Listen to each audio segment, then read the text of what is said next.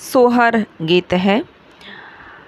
मायके में भतीजा हुआ रहता है तो एक बहन एक घर की बहू कैसे कहती है सास से अपने पति से जाने के लिए, और सपना शगुन दिखता है उनको सपने में।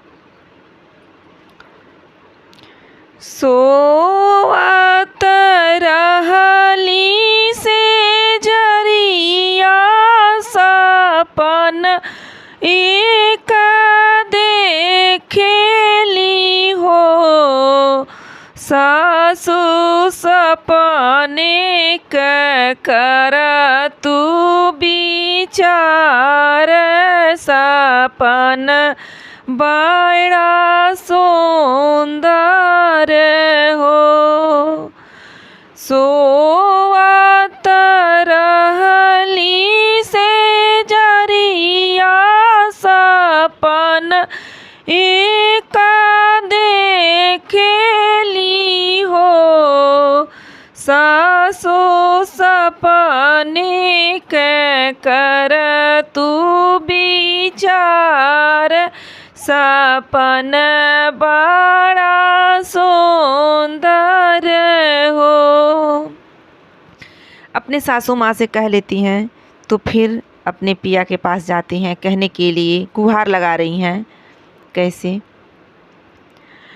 सोवत रहली से जरिया सपन बड़ा सुंदर हो, पिया सपने करत विचार, सपन बड़ा अद्भुत हो, पिया सपने करत विचार, सपन बड़ा खुश दिल हो। कगवा जे बोले आंगनवा शगुन ले आवई हो, सासु सपने कर तू विचार, सपन बड़ा सुंदर हो। कगवा जे बोले आंगनवा शगुन ले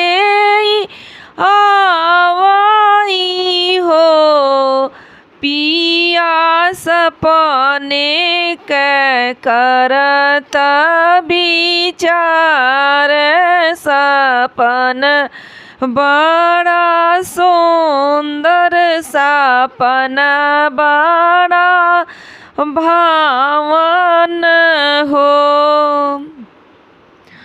सपने में देखी आपन बीराना बीराना के लाला भाए हो, पिया हाली बेगे डोलिया बोलवता शगुन ले जाइत हो। सपने में देखी आपन बीराना बीराना के लाला भाए हो, पिया हाली बेगे डोली या सजावत शगुन लेके जाइत हो। पिया से कह लेती हैं, फिर अपने सासू माँ से परमिशन लेती हैं। सासु हाली बेगे डोलिया बोलव तू ने सगुन ले जाई तीन हो। सासु हाली बेगे डोलिया बोलावा तू सगुन ले जाई तीन हो।